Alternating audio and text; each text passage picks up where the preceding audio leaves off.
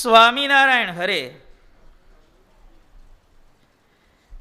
શ્રી ગોપાલ બાપા ઉવાચ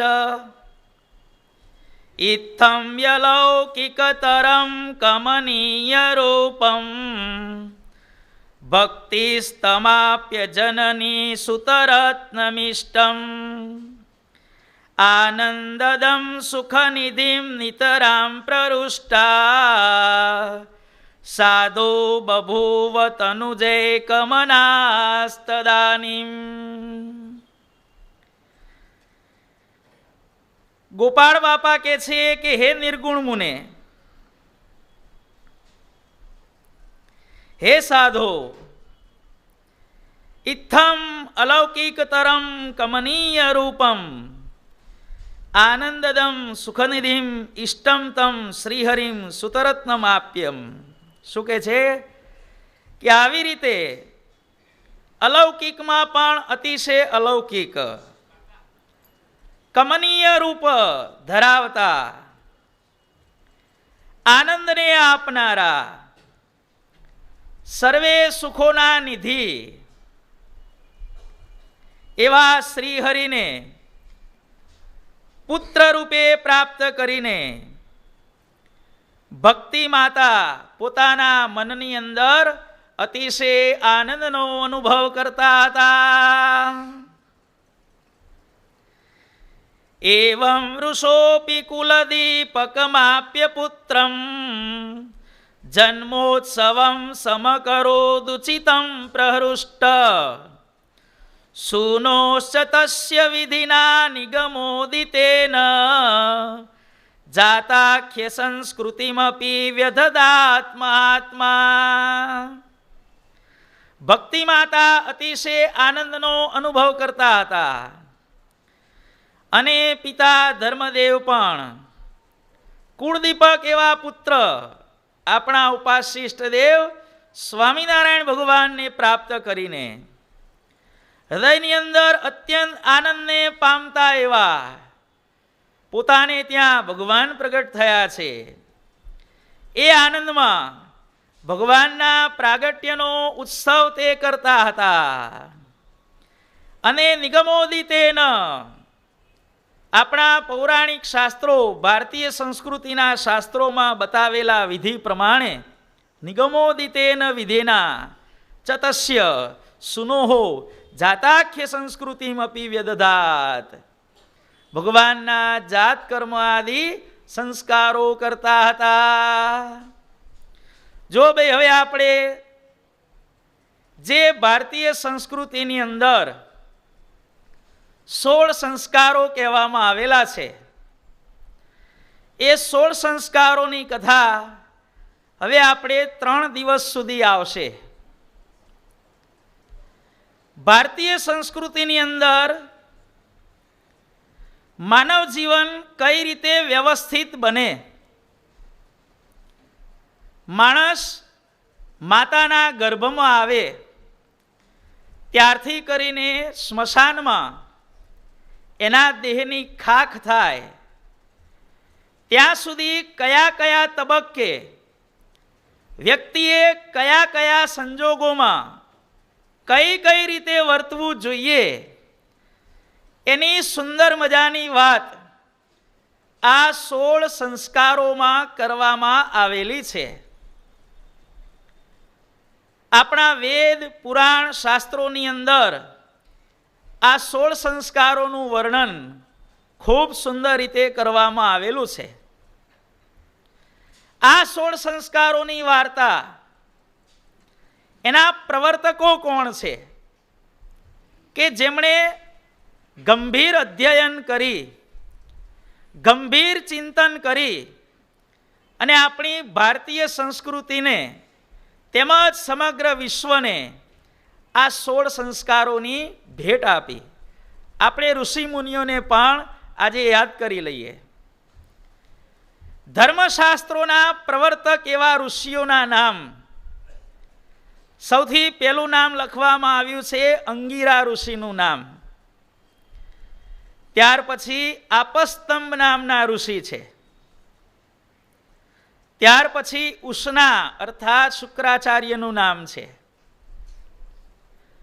કાત્યાયન ઋષિ, ગૌતમ ઋષિ, દક્ષ ઋષિ, પરાશર ઋષિ, બૃહસ્પતિ, મનુ. ગણો છો ને ભાઈ કેટલા થયા કે નથી ગણ્યા ભાઈ? સારું, કશો વાંધો નહીં. ધર્મરાજા, યાજ્ઞવલ્ક્ય ઋષિ, લિખિત ઋષિ, વશિષ્ઠ, વ્યાસ, વિષ્ણુ, શંખ, શાતાતપ, સંવર્ત અને હારિત, આ 19 ઋષિઓને 16 સંસ્કારોના પ્રવર્તક કહેવામાં આવેલા છે. એમણે આ 16 સંસ્કારોનો વિધિ એમણે કહેલો છે. સંસ્કાર શબ્દ બને છે સમ ઉપસર્ગ, ત્યાર પછી સૂટ આગમ, કૃય ધાતુ અને ઘય પ્રત્યય. સમ, સ, કૃ અને અ,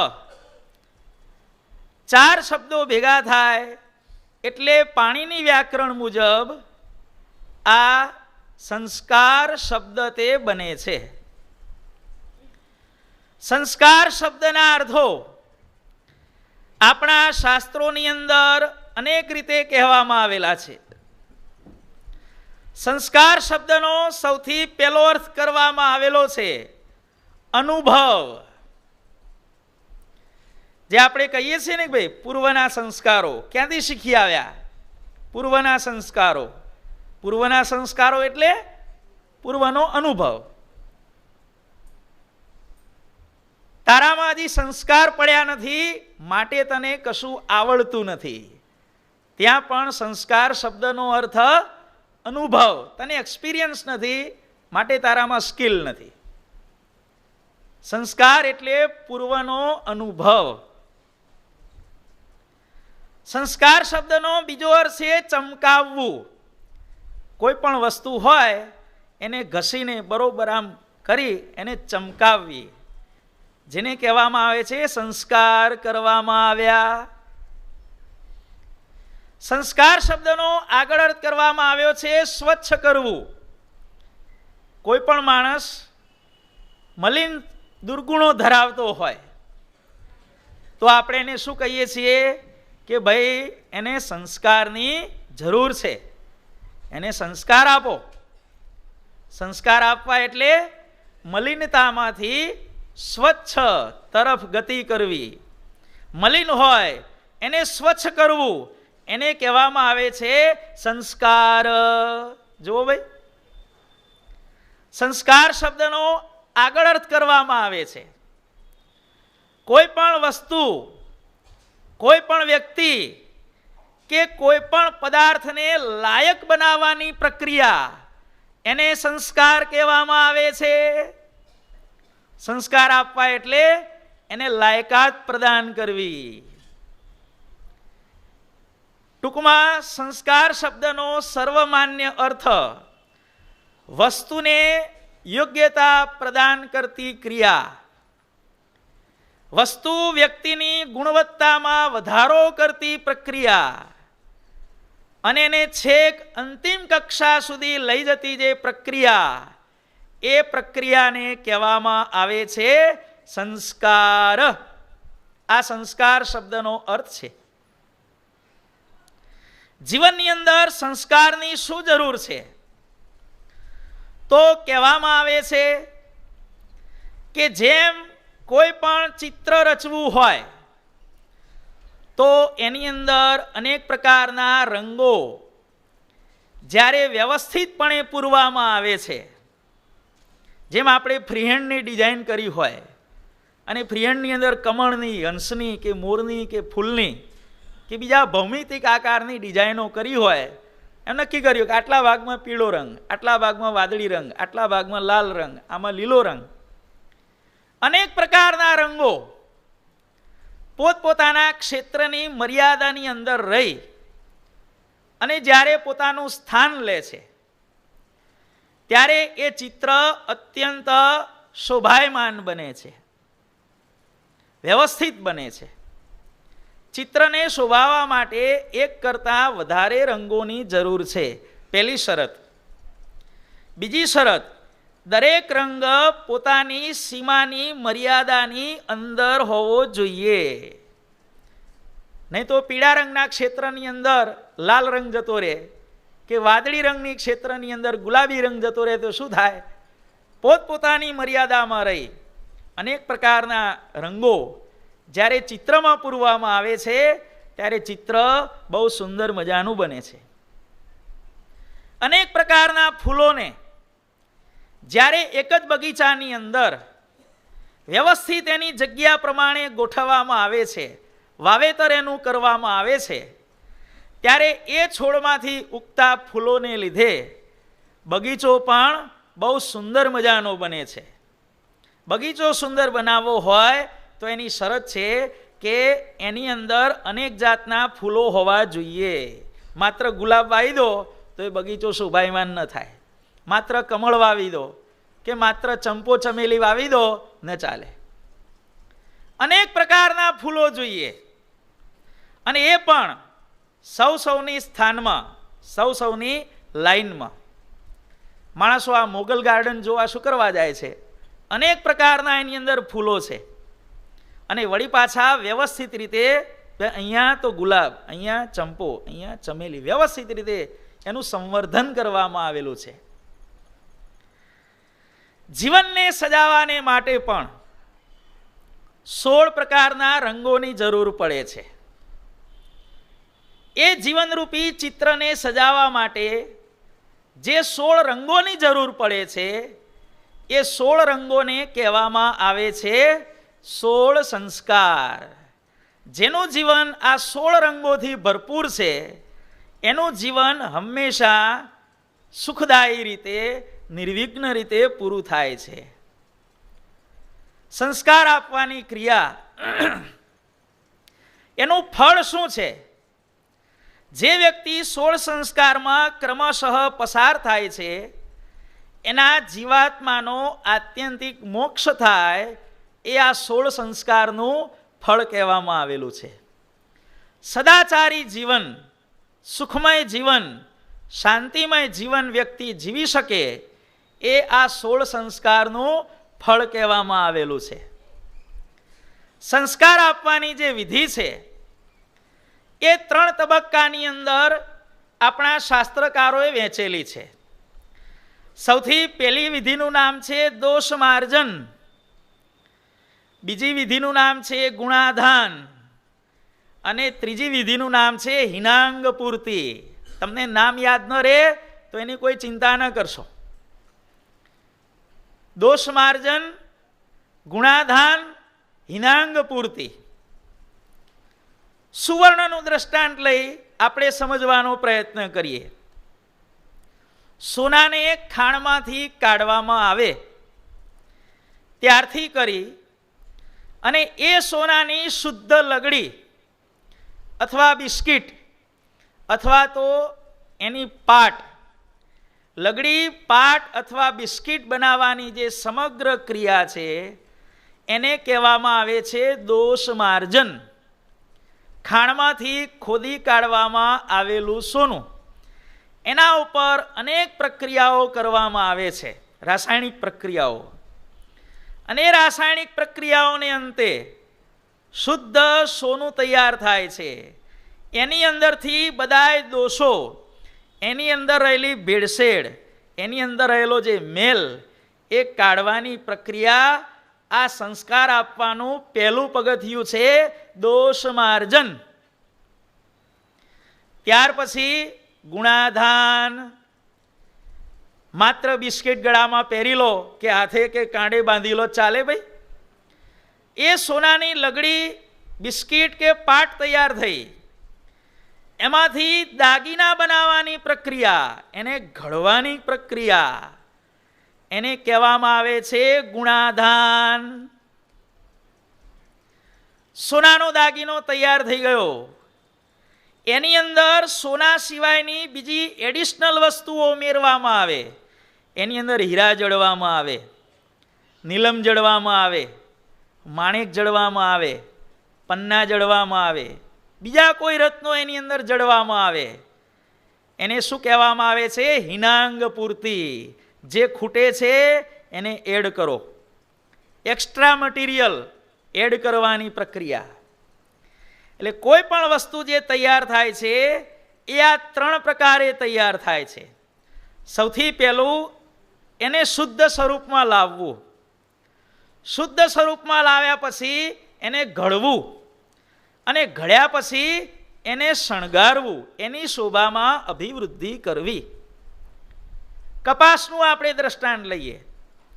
કપાસ વાવવાથી માંડી અને એમાંથી જે વસ્ત્ર તૈયાર થાય ત્યાં સુધીની પહેલી પ્રક્રિયા. વસ્ત્ર તૈયાર થયા પછી એને સીવવાની પ્રક્રિયા, બીજો તબક્કો. અને સીવ્યા પછી એની ઉપર બધી ડિઝાઇનો, જાત જાતના બટનો કે ભાઈ બીજી કંઈ જે શોભા, લટકણિયા ને આ ને તે બધું જે લગાવવામાં આવે એ બધું એ ત્રીજું પગથિયું છે. હીરો ખોદી કાઢવામાં આવ્યો, પછી એના ઉપર પેલ પાડવામાં આવ્યા, અને પેલ પાડ્યા પછી એને દાગીનામાં જડવામાં આવ્યો. કોઈ પણ વસ્તુને સંસ્કાર આપવાની જે પ્રક્રિયા છે એ આ 3 તબક્કામાંથી પસાર થતી હોય છે. સૌથી પહેલી અશુદ્ધિ દૂર કરી એને શુદ્ધ સ્વરૂપમાં લાવવું, બીજી પ્રક્રિયા છે એનું ઘડતર, અને ત્રીજી પ્રક્રિયા છે એની શોભામાં અભિવૃદ્ધિ. 3 તબક્કામાંથી જ્યારે કોઈ પણ વસ્તુ પસાર થાય છે ત્યારે એ વસ્તુને સંસ્કારિત થઈ એમ આપણે કહી શકીએ. જીવનની અંદર જે 16 સંસ્કારો છે એમાંના પહેલા 8 સંસ્કાર છે એ અશુદ્ધિ દૂર કરવા માટેના છે. બીજા 4 સંસ્કાર છે એ ઘડતર માટેના છે, અને છેલ્લા જે 4 સંસ્કારો છે એ શોભામાં અભિવૃદ્ધિ કરનારા છે. 8, 4 અને 4. આ પ્રમાણે 16 સંસ્કારોનું આયોજન આપણી ભારતીય સંસ્કૃતિની અંદર કરવામાં આવ્યું છે. 16 સંસ્કારોની વાત થઈ. આપણે હવે સૌથી પહેલો સંસ્કાર આપણે જોઈએ.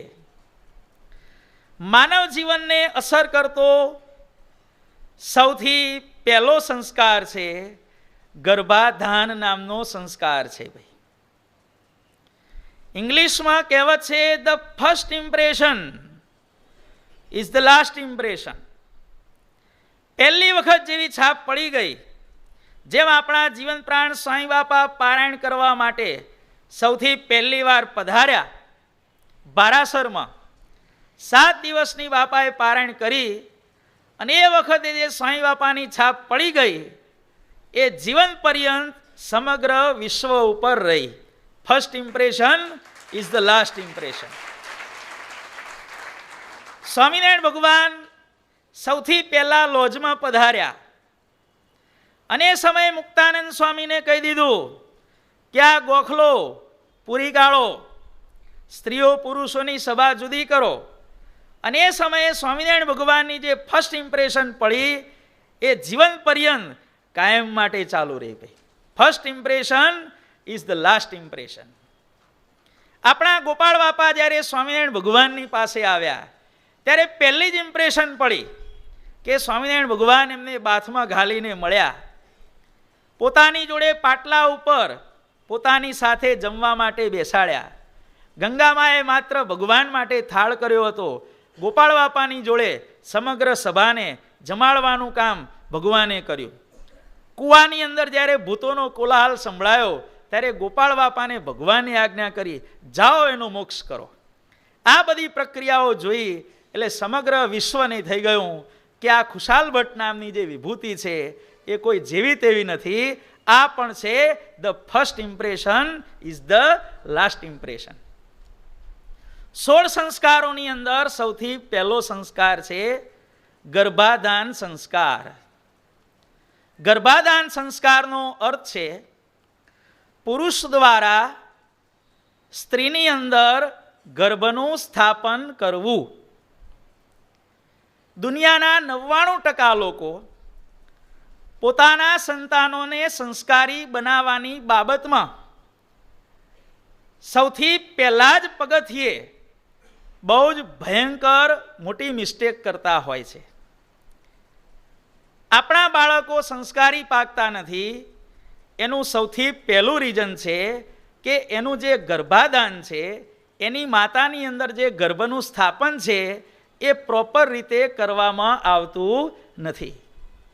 અને પહેલા તબક્કામાં ભૂલ પડી એટલે સમજવાનું કે બીજામાં ભૂલ પડવાની, ત્રીજામાં ભૂલ પડવાની, ચોથામાં ભૂલ પડવાની. રોટલીનો લોટ બાંધતી વખતે જ જ્યાં ભૂલ કરવામાં આવે તો પછી ગમે ત્યારે નડવાનું ભાઈ. કાં તો કુંડળિયામાં નડે, કાં તો પછી વણવામાં નડે, કાં તો શેકવામાં નડે, કાં તો પછી ખાવામાં નડે. ખાવામાં ન નડે તો અંદર પેઠા પછી નડે, અને અંદર પેઠા પછી ન નીકળે તો જ્યારે બહાર નીકળવાનું થાય ને ત્યારે નડે ભાઈ. પહેલા જ તબક્કે ભૂલ પડી એટલે જીવનના કોઈ પણ સંજોગે ભૂલ પડવાની. આજની કથા છે, મહેરબાની કરી ખૂબ ગંભીરતાથી સાંભળજો ભાઈ. અને આજની કથા છે માઇન્ડ વેલ, કોઈ જોક્સ નથી, કોઈ હાસ્ય રમૂજની વાત નથી, એટલું ખાસ ધ્યાનમાં રાખજો ભાઈ. ગર્ભાધાન કરવા માટેના નિયમો આપણા ઋષિ મુનિઓએ સમજાવેલા છે. કોઈ પણ મા બાપ એવું નથી ઈચ્છતા કે મારું સંતાન દુષ્ટ પાકે.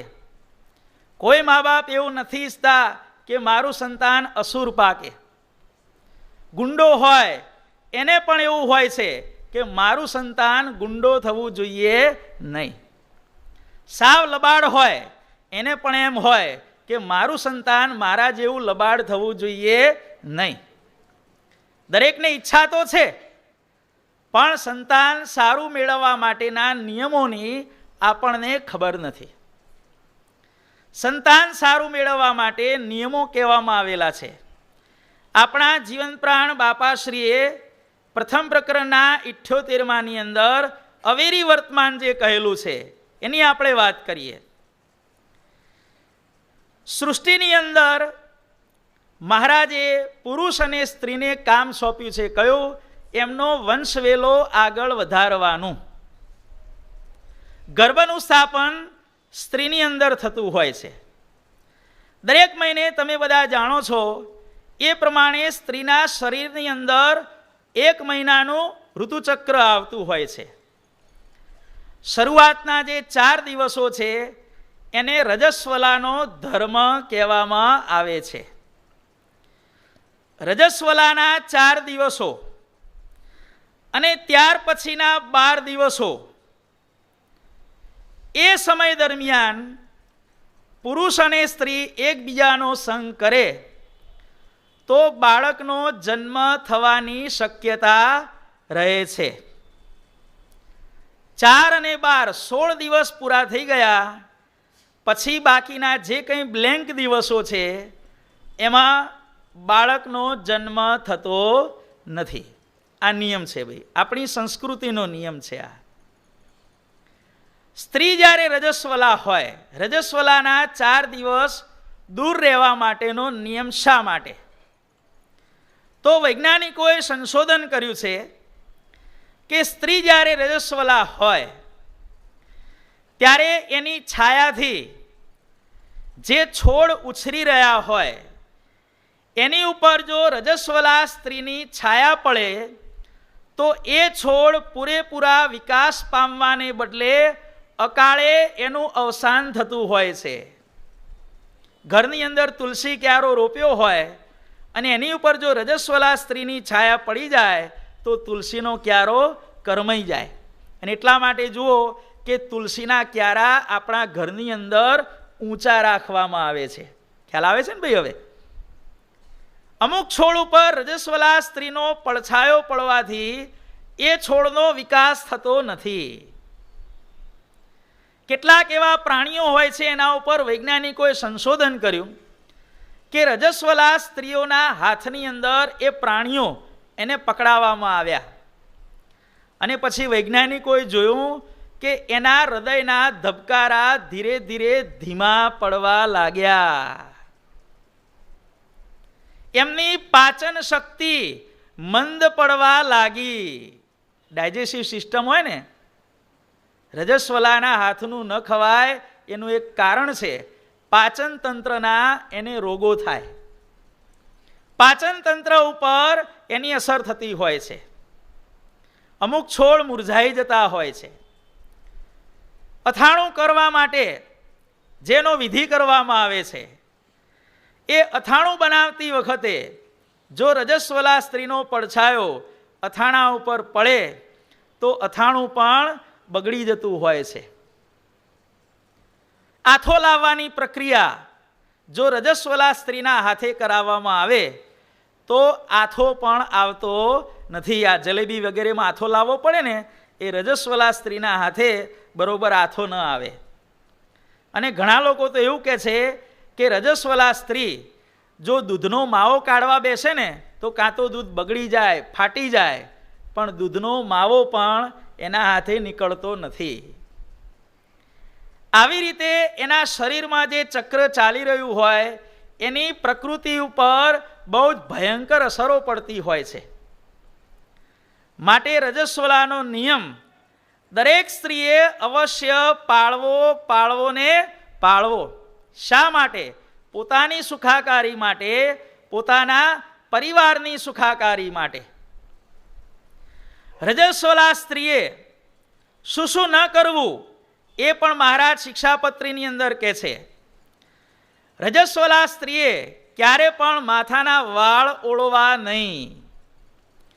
રજસ્વલા સ્ત્રીએ ક્યારે પણ પોતાના શરીર ઉપર મેકઅપ કરવો નહીં.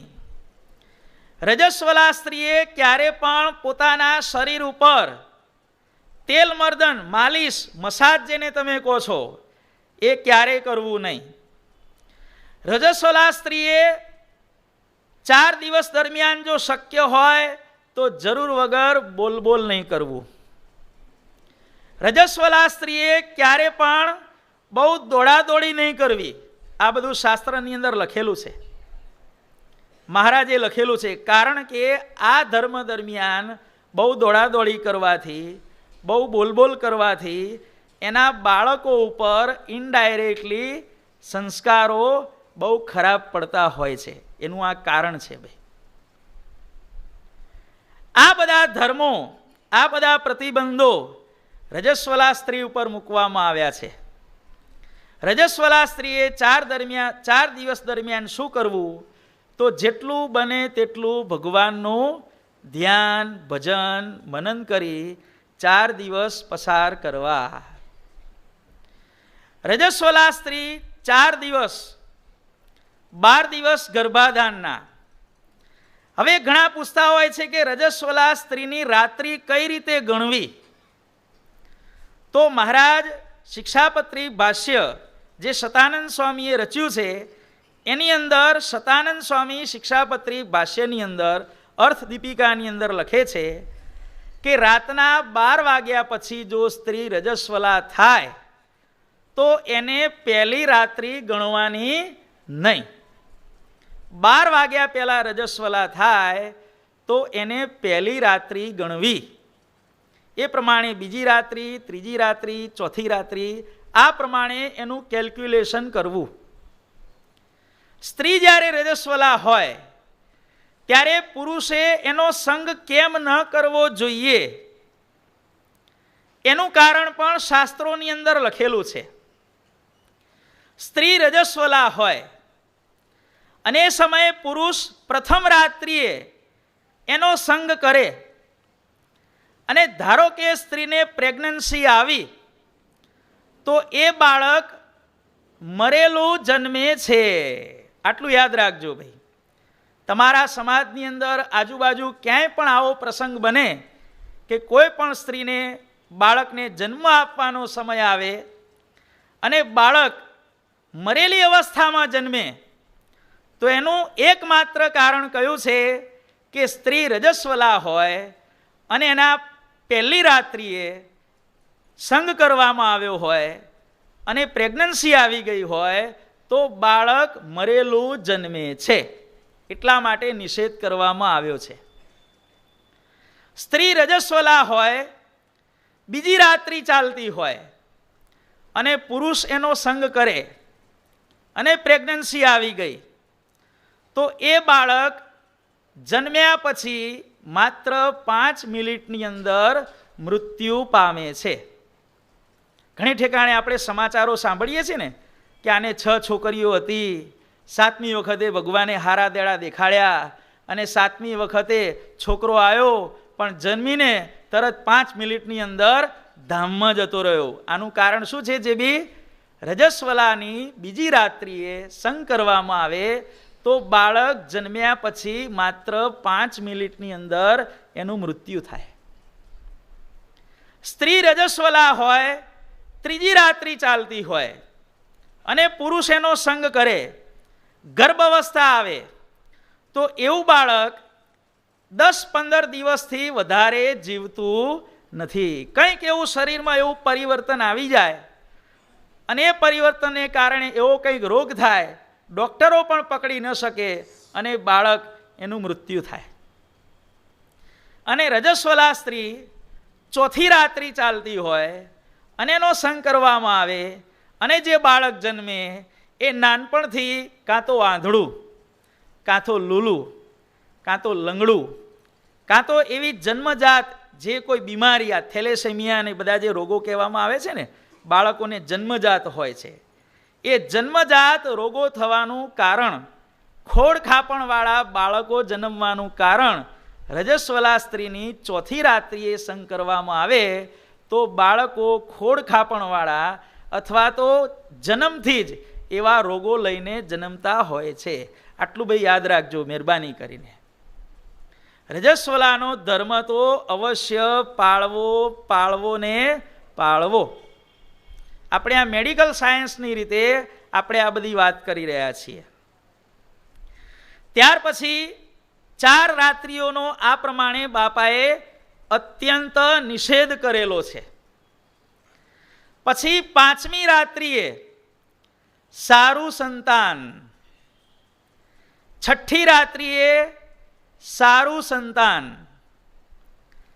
7મી રાત્રિએ વંધ્ય સંતાન, 7મી રાત્રિએ સ્ત્રી અને પુરુષનો એકબીજાનો સંગ થાય અને જો ગર્ભ અવસ્થા આવી જાય અને એમાંથી જે છોકરો કે છોકરી જે જન્મે ને એ પોતાનો વંશવેલો આગળ વધારી શકે નહીં.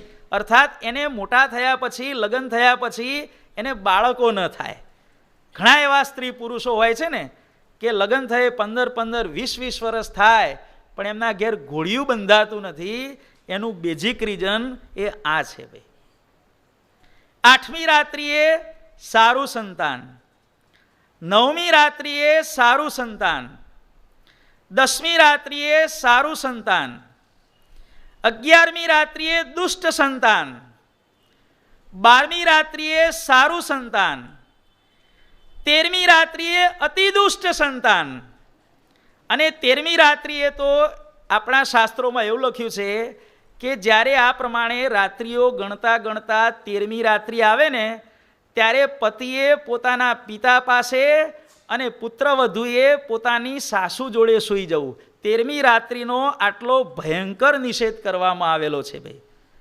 13મી રાત્રિએ અતિ દુષ્ટ સંતાન, 14મી રાત્રિએ સારું સંતાન, 15મી રાત્રિએ સારું સંતાન અને 16મી રાત્રિએ જો ગર્ભ અવસ્થા આવે તો એમાંથી ભગવાન અથવા ભગવાનના સત્પુરુષ અથવા તો દુનિયામાં પોતાનું નામ ઉજાગર કરે એવી મહાન વિભૂતિ આવા મા બાપને ત્યાં પ્રગટ થતી હોય છે ભાઈ.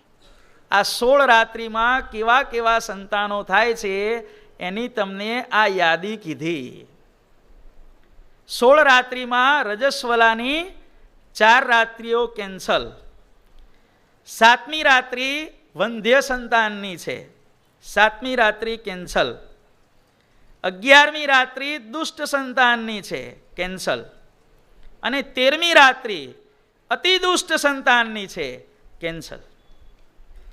હવે જે રાત્રિઓ વધી 5મી, 6ઠી, 8મી, 9મી, 10મી, 12મી, 14મી, 15મી અને 16મી. અને જો એટલા માટે આવે છે કે આપણા સ્વામિનારાયણ સંપ્રદાયના શાસ્ત્રોની અંદર કે બીજા શાસ્ત્રોની અંદર ઘનશ્યામ મહારાજે ભક્તિ માતાના ઉદરમાં 16મા દિવસે પ્રવેશ કર્યો. રામાયણમાં પણ આવે છે, રામચંદ્રજીએ કૌશલ્યાના ઉદરમાં કઈ રાત્રિએ ભાઈ? 16મી રાત્રિએ પ્રવેશ કર્યો. શ્રી કૃષ્ણ ભગવાને દેવકીના ઉદરમાં 16મી રાત્રિએ પ્રવેશ તે કર્યો. આવું આપણા શાસ્ત્રોની અંદર લખેલું છે બેહો. હવે જે રાત્રિઓ વધી એની અંદર પણ આપણા જીવન પ્રાણ બાપાશ્રીએ અવેરી વર્તમાન કહ્યું છે. કયા કયા દિવસોની અંદર પોતાની સ્ત્રીનો ત્યાગ રાખવો. હવે જે ઓફિશિયલ રાત્રિઓના નંબર છે એમાં પણ એકાદશી અને એના આગલા પાછલા દિવસો, પછી અમાસ, શ્રાવણ મહિનો આખો,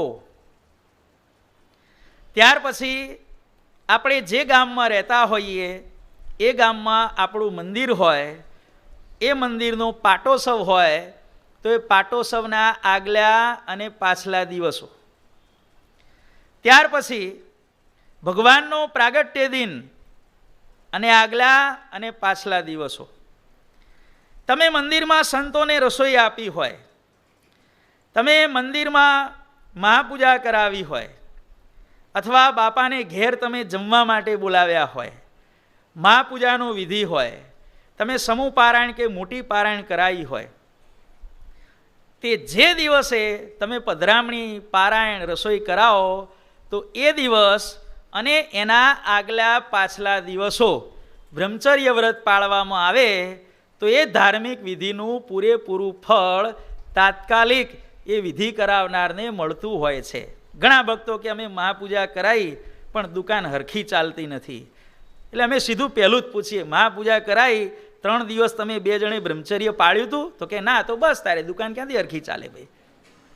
એટલે જે દિવસે તમે રસોઈ આપો, સમજી લેજો હો, આ પારાયણ કે રસોઈ બસ સંતોને બંડલ આપી દીધું કે હરિકૃષ્ણ મહારાજના ચરણે બંડલ ભેટ મૂકી દીધું, પારાયણ થઈ ગઈ. આ રૂપિયાની લેતી દેતીનો ખેલ મહેરબાની કરીને ન સમજશો કે લાખ રૂપિયાની આરતી ઉતારી લીધી તો આરતી ઉતારો તો એના 3 દિવસ પણ જો આરતીનું પ્રોપર ફળ લેવું હોય તો 3 દિવસ, જે દિવસે આરતી ઉતારી હોય તે દિવસે, એના આગલા દિવસે અને પાછલા દિવસે બ્રહ્મચર્ય વ્રતનું પાલન કરવું પડે, ત્યારે આરતીનું પ્રોપર ફળ મળે ભાઈ. એટલે જે દિવસે તમે ધાર્મિક વિધિ કરાવો કે કોઈ પણ વસ્તુ તમે ભગવાનને રાજી કરવા માટે મંદિરમાં કે ઘેર કરો તો પરિવારના તમામ પરિણીત સભ્યોએ 3 દિવસ સુધી બ્રહ્મચર્ય વ્રતનું પાલન કરવું પડે. એટલે પહેલો નિયમ શું થયો ભાઈ? રાત્રિનો નંબર. કઈ કઈ ગર્ભાધાન માટે ઓફિશિયલ રાત્રિઓ છે એ ઓફિશિયલ રાત્રિઓની અંદર પણ જો દશમ, એકાદશી કે બારસ આવી ગઈ, અમાસ આવી ગઈ, ભગવાનનો પ્રાગટ્ય દિન કે આગલા પાછલા દિવસો આવી ગયા, કે આપણે પારાયણ, પધરામણી કે જમવાનું ગોઠવ્યું હોય એ દિવસો આવી ગયા, તો એ રાત્રિઓને ગર્ભાધાન માટે એનો નંબર સાચો હોવા છતાં, ધારો કે 6ઠી રાત્રિ ઓફિશિયલ રાત્રિ છે પણ એ દિવસે એકાદશી આવી ગઈ તો એ જ રાત્રિ ગર્ભાધાન માટે યોગ્ય ગણવામાં આવતી નથી. જેમ કસ્ટમ હોય છે ને એરપોર્ટ ઉપર, પહેલું ચેકિંગ, બીજું ચેકિંગ. પહેલું ચેકિંગ આ છે ઓફિશિયલ રાત્રિ કઈ, એના પછી આગળ કસ્ટમ થાય કે ભાઈ દશમ છે, એકાદશી છે, બારસ છે, અમાસ છે, પારાયણ પધરામણીનો દિવસ છે, કે આપણા ઘનશ્યામ મહાપ્રભુનો ફાગણ સુદ ત્રીજનો બીજ, ત્રીજ અને ચોથ, એ બધી રાત્રિઓ આવતી હોય તો ગર્ભાધાન માટે એ રાત્રિઓ બિલકુલ યોગ્ય ગણવામાં આવતી નથી. અને હવે નિયમ નંબર 3, પહેલો રાત્રિનો ક્રમ એ નિયમ. બીજો નિયમ છે તિથિઓ, કઈ તિથિઓ છે. અને નિયમ નંબર 3 છે સમય. સમયનો પણ નિયમ કરવામાં આવેલો છે. સવારના 3 થી 6 સુધી બ્રાહ્મ મુહૂર્ત કહેવામાં આવે છે. અને બ્રાહ્મ મુહૂર્તની અંદર પુરુષ સ્ત્રીનો સંગ કરે તો એને ત્યાં અસુર પ્રજા પેદા થતી હોય છે. ભલે રાત્રિ ઓફિશિયલ હોય, તિથિ પણ સાચી હોય, પણ બ્રાહ્મ મુહૂર્તનો જે સમય છે એ ભગવાન ભજવા માટેનો કહેવામાં આવેલો છે. ત્યાર પછી સૂર્યોદય થાય ત્યારથી કરીને સૂર્યનો અસ્ત થાય ત્યાં સુધી સૂર્યની સાક્ષી કહેવામાં આવેલી છે. અને સૂર્યની સાક્ષીમાં સ્ત્રી અને પુરુષ એકબીજાનો સંગ કરે તો એમને ત્યાં પણ આસુરી પ્રજા પેદા થતી હોય છે. અને સૂર્ય આથમ્યા પછી 3 કલાકનો સમય એને ઘોર આસુરી સમય કહેવામાં આવેલો છે. ભાગવતની અંદર લખેલું છે કે જ્યારે કશ્યપ ઋષિ સંધ્યા સમયને વિશે પોતે પ્રાણાયામને બધી વિધિ કરતા હતા, સંધ્યા આરતીના બધા નિયમો કરતા હતા, એ સમયે એમના ધર્મપત્ની દિતિએ એને ઈચ્છા થઈ અને માગણી કરી કે મારે તમારી સાથે સંગ કરવો છે. ત્યારે કશ્યપ ઋષિ કહે છે કે દિતિ, તું હજી થોડો સમય જવા દે, આ ઘોર આસુરી સમય ચાલી રહ્યો છે. અને આવા ઘોર આસુરી સમયમાં આપણે જો દાંપત્ય ધર્મ પાળવા જઈશું તો આપણે ઘેર અસુર પેદા થશે. પણ દિતિ માની નહીં, બહુ આગ્રહ કર્યો. અને કશ્યપ ઋષિ પુરુષ હતા, સ્ત્રીનો આગ્રહ પુરુષ ક્યાં સુધી ટાળી શકે? ન બનવાનું હતું એ બની ગયું. અને સંધ્યા સમયને વિશે સંગ કરવાથી દિતિના ગર્ભમાં હિરણ્યાક્ષ અને હિરણ્યકશ્યપુ નામના 2 બહુ જોરદાર અસુરોએ એને ત્યાં જન્મ લીધો. માટે ત્રીજો નિયમ છે સમયનો. બ્રાહ્મ મુહૂર્ત પ્રતિબંધિત છે. બ્રાહ્મ મુહૂર્ત પૂરું થયા પછી સંધ્યા આરતી સુધી સૂર્યનો અસ્ત ન થાય ત્યાં સુધીનો સમય પણ પ્રતિબંધિત છે. અને સૂર્યનો અસ્ત થાય પછી 3 કલાકનો સમય એ પણ ગર્ભાધાન માટે પ્રતિબંધિત છે. 4 પુરુષાર્થો આપણી સંસ્કૃતિમાં કહેવામાં આવેલા છે: ધર્મ, અર્થ, કામ અને મોક્ષ. ધર્મ માટે સવારનો સમય અનુકૂળ છે. ધર્મ નિયમ કરવા હોય, ધ્યાન માળા બધું કરવું હોય તો એના માટે પૂજા પાઠ ને બધું કરવું હોય, નાહવું ધોવું હોય, સારામાં સારો સમય ધર્મ માટે સવારનો. ત્યાર પછી અર્થ, પૈસા કમાવવા, એના માટે દિવસનો સમય ઉત્તમ છે. સૂર્યોદયથી કામ શરૂ કરવાનું, સૂર્યાસ્ત થાય એટલે ધંધો બંધ કરી દેવાનો. ધર્મ માટે સવારનો, અર્થ માટે દિવસનો, ગર્ભાધાન માટે રાત્રિનો. કામ ત્રીજો આવે છે ને, ધર્મ, અર્થ, ત્રીજો કામ માટે રાત્રિ યોગ્ય છે. અને મોક્ષ માટે કોઈ પણ સમય યોગ્ય છે. ખ્યાલ આવી ગયો ને ભાઈ? ધર્મ માટે સવાર, અર્થ માટે દિવસ, કામ માટે રાત્રિ અને મોક્ષ માટે કોઈ પણ સમય. મોક્ષનો પ્રયત્ન કોઈ પણ સમયે થઈ શકે છે. આવી રીતે 4 પુરુષાર્થો આપણી ભારતીય સંસ્કૃતિમાં કહેવામાં આવેલા છે. એ ભારતીય સંસ્કૃતિના પુરુષાર્થોનો જે સમય કહેવામાં આવેલો છે એમાં પણ આ વાત બરોબર બંધ બેસે છે. આ પ્રમાણે 16 દિવસનો ગર્ભાધાનનો સમય કહેવામાં આવેલો છે. અને આ નિયમોનું જો પાલન કરવામાં આવે તો મા બાપ ભલેને કુસંસ્કારી હોય, સાવ છેલ્લી કક્ષાના દુષ્ટ મા બાપ હોય, પણ આ નિયમોનું પાલન કરે તો જેમ કાદવમાં કમળ ઉગે છે એમ એના કુળમાં 71 પેઢી તારે એવા સંતાનનો જન્મ ભગવાનની કૃપાથી અવશ્ય થાય છે. આપણે ઘણીવાર જોઈએ છે ને, મા બાપ સારા હોય, સારા સત્સંગી હોય, પણ છોકરા હાવ ખાતર જેવા હોય ભાઈ, કુસંગી જેવા હોય ભાઈ. આવું પણ તમને જોવા મળતું હશે. બાપ દાદા ખાચર જેવો હોય ને છોકરો જીવા ખાચર જેવો હોય. ઘણી જગ્યાએ ઊંધું જોવા મળે. મા બાપમાં ભલી વાર ન હોય, અને સંતાનમાં રોમે રોમમાં સત્સંગ વ્યાપેલો હોય, એનું કારણ હવે તમને ખ્યાલ આવે છે ને ભાઈ, કે જે તે વ્યક્તિનું ગર્ભાધાન પ્રોપર સમયે કરવામાં આવે તો ખરાબ સંતાન આપણા ઘરમાં આવવાની બિલકુલ શક્યતા રહેતી નથી. આટલું યાદ રાખજો ભાઈ. આ ગર્ભાધાન સંસ્કાર કહેવામાં આવેલા છે. હવે ઘણા હરિભક્તો પૂછતા હોય છે, આજે બધી બાબતોનું આજે નિરાકરણ આપણે લાવી દઈએ છીએ કે ભાઈ છોકરો થાય કે છોકરી થાય એ માત્ર ને માત્ર ભગવાનની ઈચ્છા ઉપર આધાર છે. તેમ છતાં પણ કેટલાક નિયમો આપણા શાસ્ત્રોમાં કહેલા છે, પણ એ નિયમ પ્રમાણે ફોલો થઈ અને ઈચ્છિત સંતાન મેળવવું એ આપણા કાબુ બહારની વાત છે. નિયમ સાંભળ્યા પછી તમને લાગશે, જ્યારે પુરુષનું બીજ અને સ્ત્રીનું બીજ બંને ભેગા થાય, ક્યાં?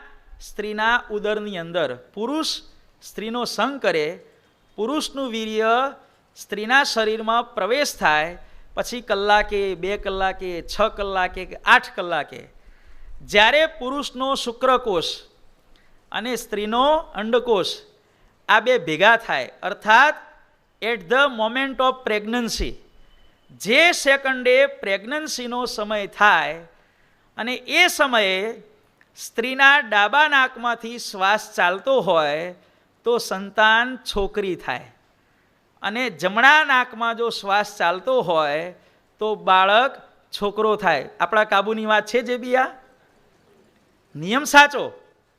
અને બંને નાસિકામાં જો સરખો શ્વાસ ચાલતો હોય તો નપુંસક પ્રજા પેદા થાય. આ નિયમ છે ભાઈ, પણ આ આપણા કંટ્રોલ બહારની વસ્તુ છે. નિયમ સાચો છે, પણ આ નિયમને ફોલો થઈ ઈચ્છિત સંતાન મેળવવું એ વિશ્વના કોઈ પણ જીવના ગજા બહારની વસ્તુ છે ભાઈ. એટલે આ છોકરાને છોકરી થવાનો આ નિયમ છે ભાઈ.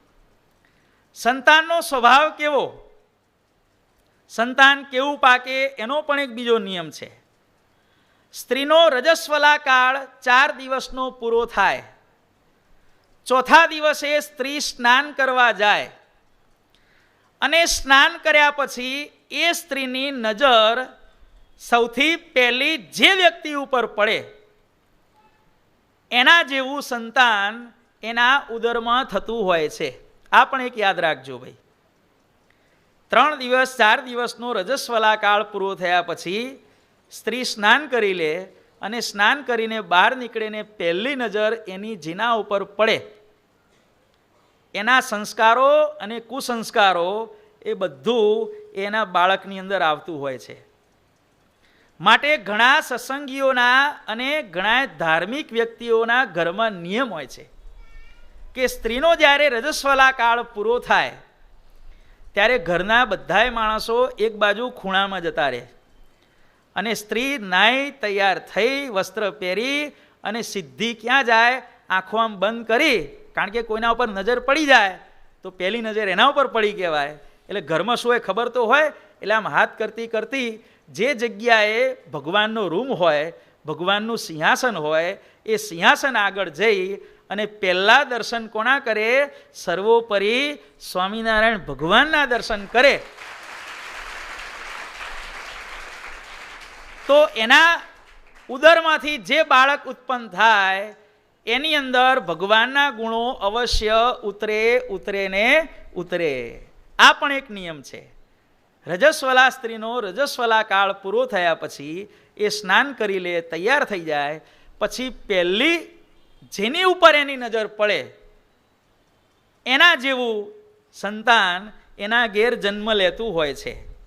માટે ઘણા ઘરોની અંદર આવો રિવાજ હોય છે કે માણસો બધા બીજા એક રૂમમાં ભરાઈ જાય, પેલી સ્ત્રી આંખો બંધ કરીને આમ પેલો આંધળો માણસ આમ આશરે જાય ને એમ કરતી કરતી સિંહાસન આગળ પહોંચે અને સિંહાસન આગળ પોતાની આંખો આમ ખોલી અને ભગવાનને નમસ્કાર કરે. ભાઈ પહેલી દ્રષ્ટિ ભગવાન ઉપર નાખવી. આ બધું ભલે તમને સાંભળવામાં સારું લાગતું હશે, પણ જ્યારે આચરણમાં મૂકશો ને ત્યારે એનું ફળ અત્યંત સારું લાગશે. ભાઈ આચરણમાં મૂકજો હો, તમને બધાને વિનંતી છે ભાઈ. આ પણ એક નિયમ છે. આ બધા નિયમોનું પાલન કરવામાં આવે તો આપણા ઘરમાં સંતતિ ખરાબ આવવાનો સંભવ બિલકુલ નથી. માટે હવે ક્યારે પણ એવું પૂછતા નહીં કે આના મા બાપ બહુ સારા છે અને એને ત્યાં કપાતર કેમ પાક્યો. આવું ક્યારે પણ પૂછશો નહીં ભાઈ, આટલું જાણ્યા પછી.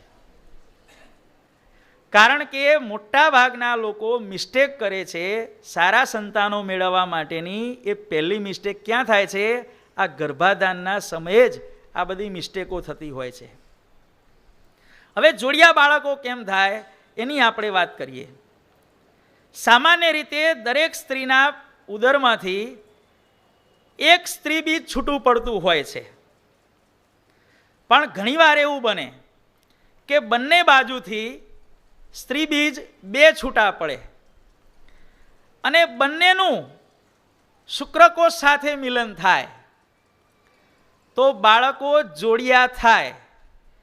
પણ બંનેનો ચહેરો, સ્વભાવ, પ્રકૃતિ બધું અલગ અલગ હોય. કારણ કે બે બીજ ભિન્ન છે. ભિન્ન હોય અને બંનેમાં પ્રેગ્નન્સી આવી જાય તો જોડિયા બાળકો થાય, પણ એનો ચહેરો, સ્વભાવ, પ્રકૃતિ બધું અલગ અલગ હોય.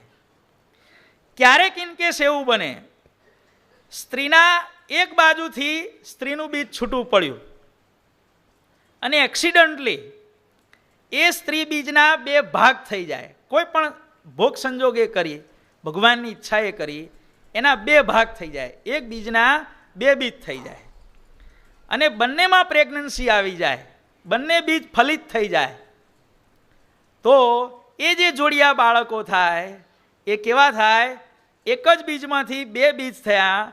માટે જોડિયા બાળકો પછી બે બહેનો હોય, બે ભાઈઓ હોય કે ભાઈ બહેન હોય, બંનેના ચહેરા, સ્વભાવ, પ્રકૃતિ બધું કેવું થાય ભાઈ? સમાન થાય. આ પણ એક યાદ રાખજો. ઘણી જગ્યાએ ઘણા ઘરોની અંદર માતાઓ માત્ર દીકરીઓને જન્મ આપે ત્યારે એના સાસરિયા એને જાત જાતના મેણા મારતા હોય છે કે માત્ર છોકરીઓ જ જણ કરે છે, કે કુળદીપક આપ્યો નહીં, આમ છે. પણ સાયન્સ કહે છે કે છોકરો થાય કે છોકરી થાય એના માટે સ્ત્રી બિલકુલ જવાબદાર નથી. આટલું સભામાં બેઠેલા કાન ખોલીને સાંભળી લેજો ભાઈ. સંતાન સ્ત્રી થાય અથવા પુરુષ થાય એના માટે સંપૂર્ણપણે કોણ જવાબદાર છે ભાઈ? પુરુષ જવાબદાર છે. તમે બધા સાયન્સ ભણેલા છો એટલે તમને ખ્યાલ હશે કે સ્ત્રીના જે કોષની અંદર જે રંગસૂત્રો હોય છે એ રંગસૂત્રોની જોડી એક્સ અને એક્સ હોય છે અને પુરુષના રંગસૂત્રની જોડી એક્સ અને વાય હોય છે. પુરુષનું એક્સ રંગસૂત્ર સ્ત્રીના કોઈ પણ એક્સની સાથે જોડાય તો સંતાન છોકરી થાય અને પુરુષનું વાય રંગસૂત્ર સ્ત્રીના કોઈ પણ એક્સની સાથે જોડાય તો સંતાન છોકરો થાય. માટે છોકરી થાય અથવા છોકરો થાય એના માટે જવાબદાર કોણ છે? પુરુષના એક્સ અને વાય રંગસૂત્રો. માટે કોઈ પણ ઘરની અંદર માત્ર દીકરીઓ જણનાર માતાને જો આવી રીતે વઢવામાં આવતી હોય, એને કટાક્ષ કરવામાં આવતા હોય કે મારઝૂડ કરવામાં આવતી હોય, ગાળાગાળી કરવામાં આવતી હોય તો મહેરબાની કરી અને એને રોકો. આ પણ એક સૌથી મોટામાં મોટી સમાજ સેવા છે. સંતાન દીકરી થાય કે દીકરો થાય એના માટે સંપૂર્ણપણે જવાબદાર કોણ હોય છે? એનો પિતા જવાબદાર હોય છે. અને આમ તો દીકરા કરતાં દીકરીઓ સારી ભાઈ, બરોબર ને? ઘરડા થાવ એટલે સેવા કરવા કોણ આવે નવીનભાઈ? છોકરી સેવા કરવા આવે, બરોબર ને? જેવી મારા પપ્પા બીમાર છે કે 1000 કિલોમીટર દૂર છોકરી રહેતી હોય, તરત પિયરમાં દોડીને આવે અને છોકરો ઘરમાં આટા મારતો હોય 1000 વખત, પપ્પા મમ્મી પાણી પીવું છે? ન પૂછે ભાઈ. માટે દીકરા કરતાં દીકરીઓ સારી. આટલું યાદ રાખજો. કોઈ પણ મનુષ્ય ઉપર ભગવાનની કૃપા છે એ વસ્તુ આપણે જો નક્કી કરવી હોય તો જેને ત્યાં જેટલી દીકરીઓ વધારે અને જેને જેટલા દીકરા ઓછા એટલો એ જીવાત્મા સ્વામિનારાયણ ભગવાનનો વધુ કૃપાપાત્ર કહેવાય. આટલું યાદ રાખજો ભાઈ. જેને એક દીકરી હોય તો એના કરતાં 2 દીકરી વાળો ભગવાનનો વધારે કૃપાપાત્ર કહેવાય. 2 દીકરીઓ કરતાં 3 દીકરીઓ વાળો વધારે કૃપાપાત્ર કહેવાય. 1 છોકરા કરતાં 2 છોકરા વાળો ઓછો કૃપાપાત્ર કહેવાય. 2 છોકરા કરતાં 3 છોકરા વાળો ઓછો કૃપાપાત્ર કહેવાય. જેટલા છોકરા વધારે સમજવું કે પરમાત્માની કૃપા ઓછી. કારણ કે છોકરીનો બાપ રિટાયર્ડ થઈ શકે, છોકરાનો બાપ ભેગું કરવામાંથી ક્યારેય રિટાયર્ડ થઈ શકતો નથી. જોજો ભાઈ, ધ્યાન રાખજો ભાઈ. જે મહારાજે કીધું છે ને, સત્સંગી હોય એનું ભગવાન સૂળીનું દુઃખ કાંટે કરીને કાઢે છે. એટલે કાંટો એટલે શું? છોકરો. કાંટો એટલે કોણ શરદભાઈ? છોકરો. તમારે તો કાંટો છે ને, તમારા પર ભગવાનની દયા છે ભાઈ. હા, તમને ભગવાને કાંટો આપ્યો નથી. છોકરો એટલે શું? જે બી કાંટો એટલે છોકરો. એકવાર મહી પેઠો એટલે આખી જિંદગી દુખ્યા કરે ભાઈ.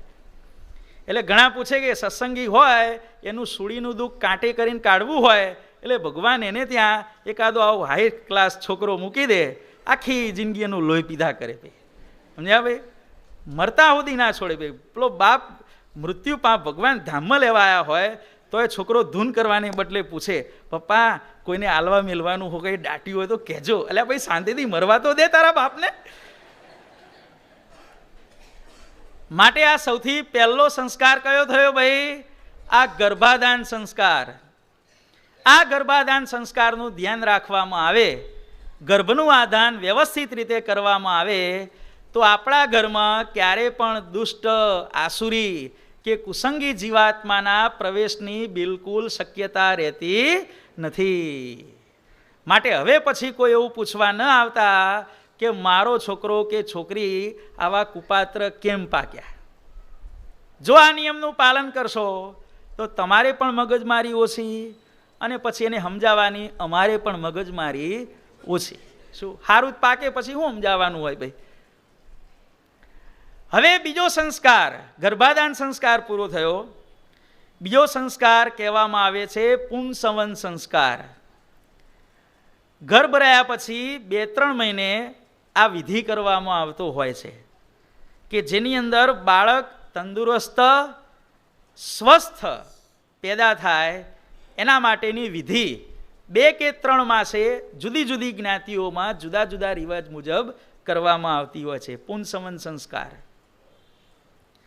ત્રીજો સંસ્કાર છે સીમંતોન્નયન સંસ્કાર, જેને આપણે સીમંત કહીએ છીએ.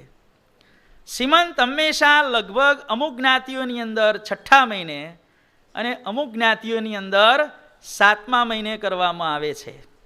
ઇનકેસ કદાચ કોઈ પોતાના ઘરની અંદર નજીકનું સગું ધામમાં ગયું 7મા મહિને કે 6ઠા મહિને, તો નજીકનું સગું ધામમાં જાય તો વિકલ્પ તરીકે એ સીમંતનો સંસ્કાર 9મા મહિનામાં કરવામાં આવે છે.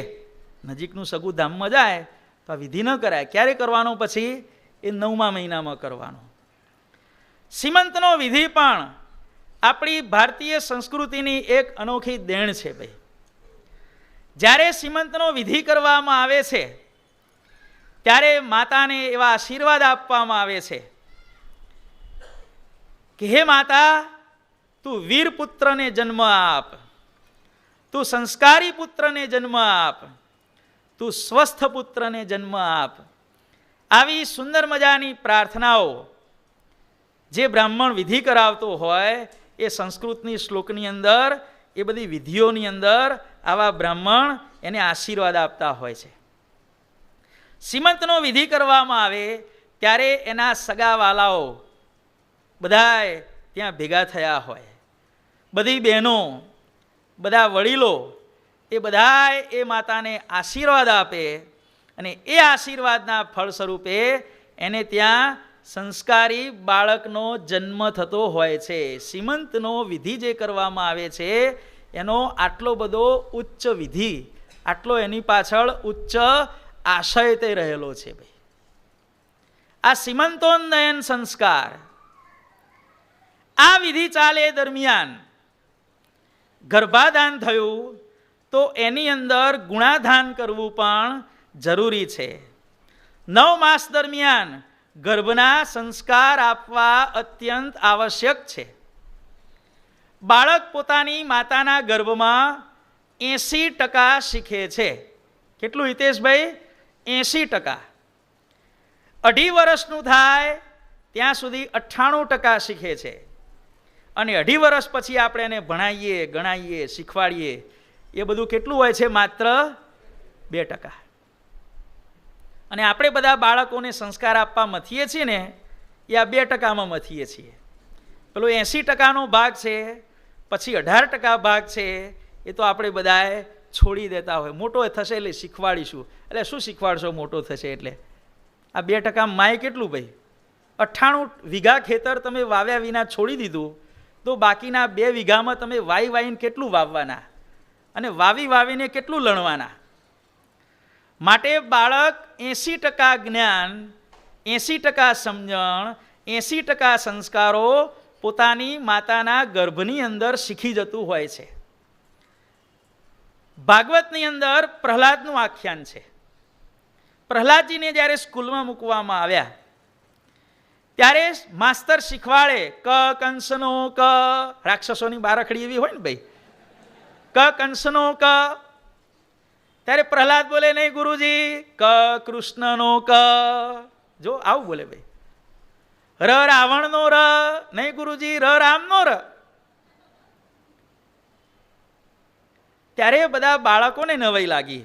આજુબાજુ જે બાળકો એના સ્વાધ્યાયીઓ હતા ને, એમણે પ્રહલાદજીને પૂછ્યું કે પ્રહલાદ, તારા પિતા રાક્ષસોના પિતા છે, તારી માતા પણ રાક્ષસી છે, ભગવાન ભજી શકાય એવું કોઈ વાતાવરણ આપણા રાજ્યની અંદર ક્યાંય નથી, તો તારી અંદર આટલી બધી ભગવાનની ભક્તિનો ઉદય કઈ રીતે થયો?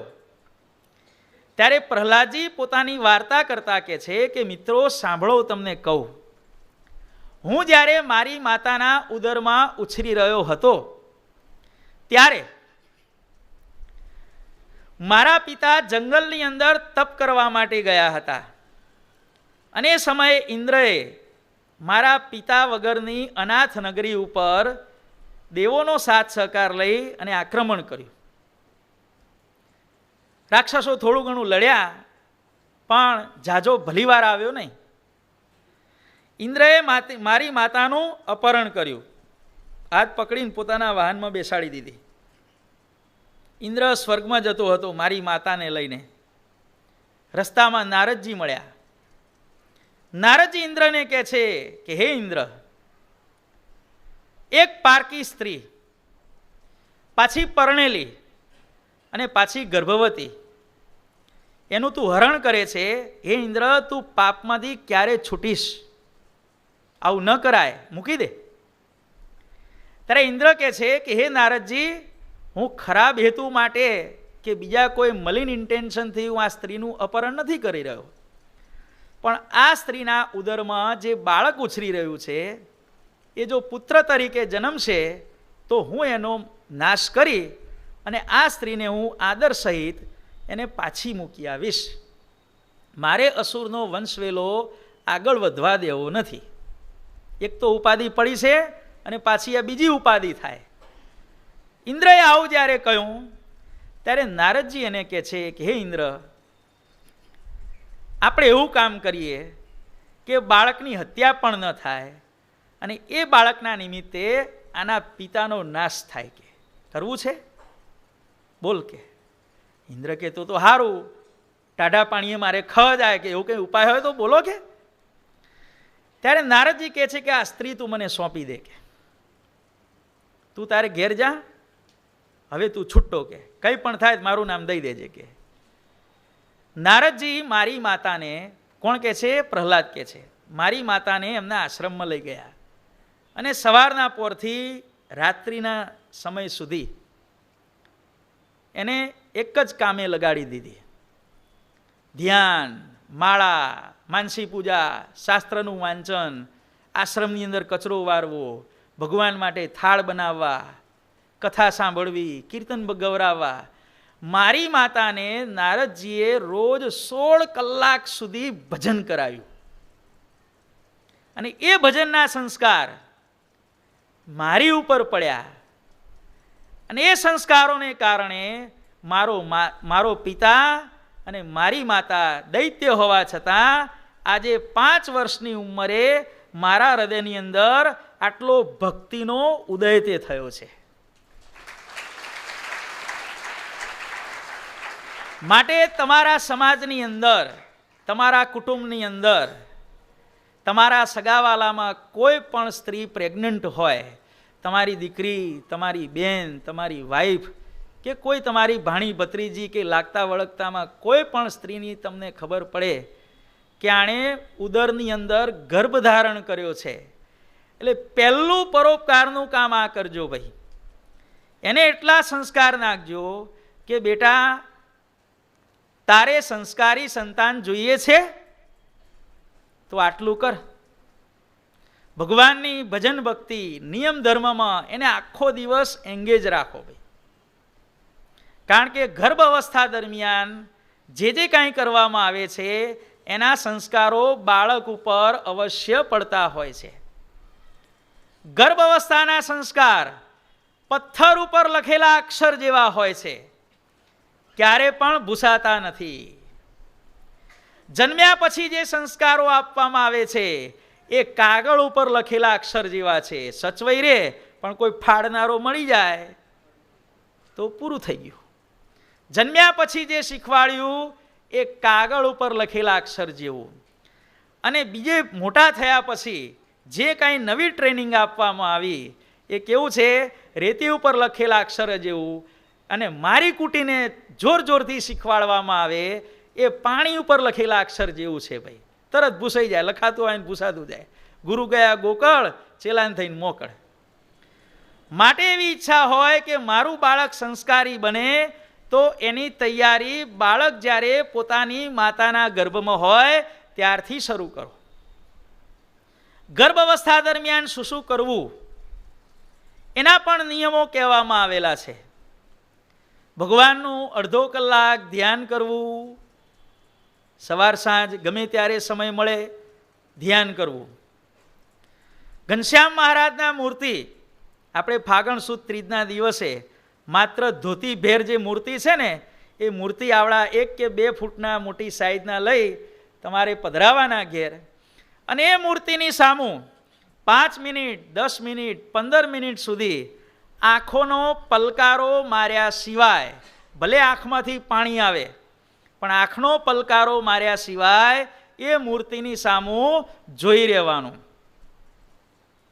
જો ભગવાનની મૂર્તિ સામું નજર કરવાની આવી રીતે ટેવ પાડવામાં આવશે તો બાળકને પણ ભગવાનની સામું જોવાની ઈચ્છા થશે.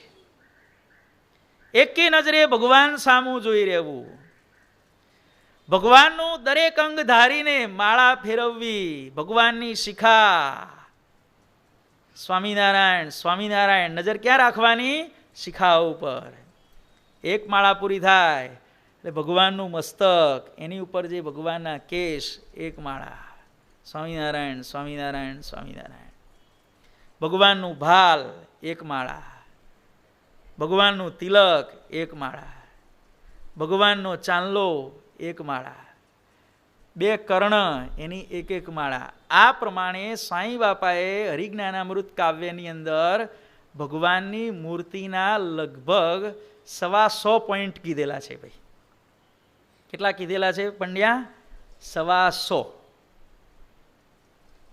શિખા, મસ્તક, ભાલ, તિલક, ચાંદલો, 2 કર્ણ, 2 ભ્રકુટી, 2 નેત્ર, 2 કપોળ, 2 ગાલ, 2 ટીબકડી, નાસિકા, મૂછરેખ, ઉપરનો હોઠ, નીચેનો હોઠ, દાઢીનો ભાગ, કર્ણ, 2 ખભા, છાતીનો ભાગ, 2 સ્તન, પછી વિનગુણ હાર, પછી યજ્ઞોપવિત, કંઠી, પછી ભગવાનનો આ હાથનો કોણી સુધીનો ભાગ, પછી કોણી, જુઓ ભાઈ, પછી કોણીથી નીચે આ કાંડા સુધીનો ભાગ, કાંડું, પછી આ ભાગ, પછી આ ભાગ, પછી આ 10 આંગળીઓ, એ પ્રમાણે આ હાથમાં, જમણા હાથમાં પદ્મનું ચિહ્ન, પછી ઉદર, નાભી, ત્રિવડી, કટી, કટી ઉપર વળી પાછી ધોતી, વળી પાછો ચરણનો ઢીંચણ સુધીનો ભાગ, વળી પાછા 2 ઢીંચણ, ઢીંચણથી નીચેનો ભાગ, પછી 4 જે પિંડીઓ જે કહેવાય છે એ,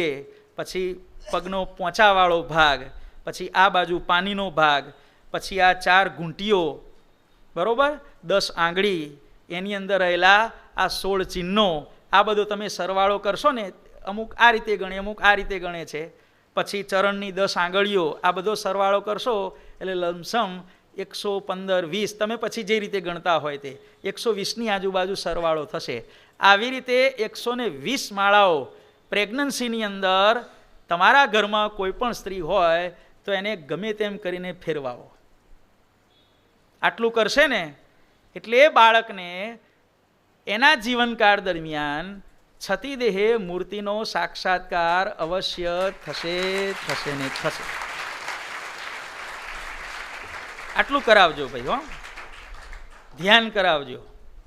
ભગવાનની મૂર્તિ સામું એકાગ્ર ચિત્તે જોઈ રહેવું, આંખને બ્લિંક કર્યા સિવાય. ત્યાર પછી રસોઈ કરવાની થાય ત્યારે રસોઈ પણ ભગવાનની સ્મૃતિપૂર્વક બનાવવી. દાળ હલાવે ત્યારે ચમચાથી આમ સ્વામિનારાયણ સ્વામિનારાયણ ટેવ પડાવો ભાઈ, સ્વામિનારાયણ સ્વામિનારાયણ. આમ ખાલી ચમચો નહીં હલાવવાનો, સ્વામિનારાયણ સ્વામિનારાયણ સ્વામિનારાયણ સ્વામિનારાયણ. રોટલી વણે ત્યારે સ્વામિનારાયણ સ્વામિનારાયણ સ્વામિનારાયણ સ્વામિનારાયણ સ્વામિનારાયણ. ભગવાનની સ્મૃતિપૂર્વક રસોઈ કરવામાં આવે તો પણ એના સંસ્કારો બાળક ઉપર અવશ્ય પડતા હોય છે. આ રીતે એની જોડે રસોઈનું કામ કરાવો. સ્મૃતિપૂર્વક રસોઈ.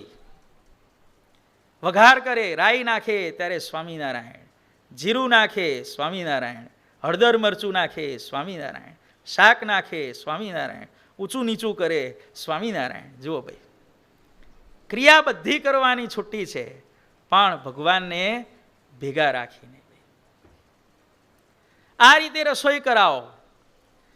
જમતી વખતે એટલું અનુસંધાન રાખો કે જ્યારે ગર્ભવતી સ્ત્રી જમવા બેસે, જે રીતે ફાવે તે રીતે, કાં તો એવું ધ્યાન કરે કે હું રોટલી શાક ભગવાનને જમાડું છું, એવું ધ્યાન કરતાં કરતાં પોતે જમે. આ રીતે ફાવે તો આ રીતે. બીજી રીતે કે ઘનશ્યામ મહારાજ મારી બાજુમાં બેઠા છે અને રોટલીને શાક લઈ પોતાના હાથમાં લઈ ભગવાન મને જમાડે છે. આવી રીતે મૂર્તિ ધારતા ધારતા ગર્ભવતી સ્ત્રીને જમવાની ટેવ પાડો ભાઈ.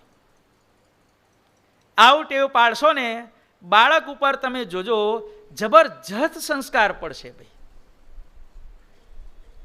કાં તો પછી એવું ના, એક દિવસ ભગવાનને હું જમાડું છું અને બીજા દિવસે ભગવાન મને જમાડે છે, અથવા તો સવારે આપણે ભગવાનને જમાડવાના, સાંજે ભગવાન મને જમાડે છે. આવું ધ્યાન કરતાં કરતાં એને જમવાની ટેવ પાડો. ગર્ભાવસ્થા દરમિયાન સારામાં સારો ખોરાક કહેવામાં આવેલો છે કયો ખબર છે ભાઈ? મગવાળી ખીચડી. મગ એટલે કેટલા નાખવાના? 50 થી 60% મગ નાખવાના. પેલી ભાત જેવી નહીં હોય ખીચડી, ખાલી પેલું ભભરાયા હોય મગ, ભાતમાં ને ખીચડામાં ફેર જ ના હોય એવી ખીચડી ન ખવડાવશો ભાઈ. ખીચડીની અંદર 50 થી 60% મગ હોવા જોઈએ. 50% મગ, 50% ચોખા. આવી ખીચડી. ગાયનું દૂધ અને ગાયનું ઘી આ ગર્ભવતી સ્ત્રી માટે સારામાં સારો ખોરાક કહેવામાં આવેલો છે. આવી રીતે ખીચડી, દૂધ અને ઘી ખાવાથી જ્યારે બાળકનો જન્મ થાય ત્યારે માતાને પ્રસવની પીડા બહુ જ ઓછી થતી હોય છે. જો આપણે કચ્છની અંદર રજસ્વલાનો ધર્મ બધી બહેનો પાળે છે. આપણે જે ગર્ભાધાનની સંસ્કારની વાત સાંભળી તો કચ્છની અંદર આજની તારીખમાં પણ બધી સત્સંગી બહેનો, પછી ભલે નાયરોબી રહેતી હોય લંડન રહેતી હોય કે કચ્છમાં રહેતી હોય, બધી બહેનો આજે રજસ્વલાનો ધર્મ પાળે છે. તો તમે ક્યાં એવું સાંભળ્યું કે કચ્છમાં આ સત્સંગીને ત્યાં મરેલું બાળક જન્મ્યું કે જન્મીને તરત મરી ગયું? ક્યાંય નહીં સાંભળો. કોઈ કચ્છીને તમે માય કાંગલો કે લૂલો લંગડો જોયો ભાઈ? કચ્છીની એક અડબોત પડે ને ભાઈ, ડેન્ટિસ્ટને ત્યાં નહીં જવાનું 32 દાંત પડાવવા હોય તો. કોઈ કચ્છીને પકડવાનું અને કહેવાનું મને તું 2 અડબોત માર, 32 દાંત તમારા પડી જાય. કચ્છી લોકો આટલા બધા હૃષ્ટપુષ્ટ, તંદુરસ્ત, ગમે તેટલું કામ કરવા છતાં થાકે નહીં, કામમાં બિલકુલ આળસ નહીં, અને સાહસમાં આટલા બધા પૂરેપૂરા છે. એના સંપૂર્ણ ધન્યવાદ આ રજસ્વલા ધર્મ પાળતી એમની માતાઓને જાય છે. ભાઈ ધન્ય છે કચ્છની બહેનોને કે જે રજસ્વલાનો ધર્મ પાળી અને આવા સ્વસ્થ અને સત્સંગની સેવામાં કામમાં આવે એવા સંતાનોને જન્મ આપે છે.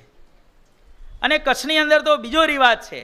ધારો કે આ કથા બેઠી છે ને, તો કથાની અંદર જે બહેનો રજસ્વલા હોય એના માટે બેઠકની વ્યવસ્થા જુદી હોય. ગોળ અને ખોળ ક્યારેય કચ્છમાં ભેગું ના હોય ભાઈ. એમના માટે કોર્નર જ આખો અલગ હોય. જે સ્ત્રીઓ રજસ્વલા હોય એણે કોર્નરની અંદર આખું અલગ જ બેસવાનું. આ નિયમ પણ કચ્છમાં પળાય છે. અને આ બાજુ ગુજરાતમાં પણ આ નિયમ શરૂ થાય એવી ઉચ્ચ પવિત્ર આશા આજે રાખવામાં આવે છે. અને એ આશા તમે બધા પૂરી કરશો એવી મંગલ કામના અમે તમારી જોડે સેવીએ છીએ ભાઈ. કથાની અંદર રજસ્વલા બહેનોએ અલગ બેસવાનું. આ નિયમ આજે પણ કચ્છની અંદર, લંડનની અંદર, બોલ્ટનની અંદર અને નાયરોબીની અંદર આજે પણ આ નિયમ પળાય છે. પાળો નિયમ ભાઈ. જેટલા નિયમો વધારે પાળીશું ને એટલો આપણને વધારે ફાયદો થશે. ગર્ભવતી સ્ત્રી હોય એણે સારામાં સારો ખોરાક અડધા મગવાળી ખીચડી, ગાયનું દૂધ અને ગાયનું ઘી. ઘી બને તેટલું વધારે ખીચડીની અંદર ફાવે એ પ્રમાણે. ખૂબ સારો ખોરાક છે. ગર્ભવતી સ્ત્રીએ ક્યારે પણ બપૈયું નહીં ખાવાનું ભાઈ. કારણ કે બપૈયું છે ને એનાથી ઘણીવાર સ્ત્રીઓને મિસકેરેજ, ગર્ભપાત થઈ જતો હોય છે. ખાસ ધ્યાન રાખજો ભાઈ. ઘણી વખતે શું બને ખબર છે? કોઈ પૈસાદાર કુટુંબ હોય, દંપતી હોય, અને 20-25 વર્ષે એને ત્યાં લગ્ન પછી ઘોડિયું બંધાવવાનું હોય, ભગવાનની કૃપા થાય તો એના સગાવાલાઓ, મારાવાલા શું કરે ખબર છે? એ સ્ત્રીનું બાળક પડાવવા માટે બજારની અંદર પેલો કેરીનો રસ મળે ને, એની અંદર પપૈયાને ગ્રાઇન્ડ કરી અને બપૈયાના મિક્સવાળો કેરીનો રસ એ સ્ત્રીને ખવડાવી દે એટલે એનો ગર્ભપાત થઈ જાય ભાઈ. આવી પણ પોલિટિક્સ, કાવતરા આજે કેટલાક કુટુંબમાં ચાલતા હોય છે. માટે ધ્યાન રાખજો ભાઈ. બપૈયું અને એ બપૈયું નાખ્યું હોય એવો કેરીનો બજારનો રસ ક્યારે પણ તમારી ગર્ભવતી સ્ત્રીને ખવડાવશો નહીં. આ પણ એક ધ્યાનમાં રાખજો ભાઈ. બીજું બધું ઘણું આવે છે પણ આ એક તમને દ્રષ્ટાંત આપ્યું. ગર્ભવતી સ્ત્રીએ ક્યારે પણ રડવું નહીં. કારણ કે રડવાથી છોકરા કેવા આવે પછી ભાઈ? રોતડિયા કંઈક થાય ને એ કરવા માંડે ભાઈ. સમજ્યા ભાઈ? ક્યારે પણ રડવું નહીં.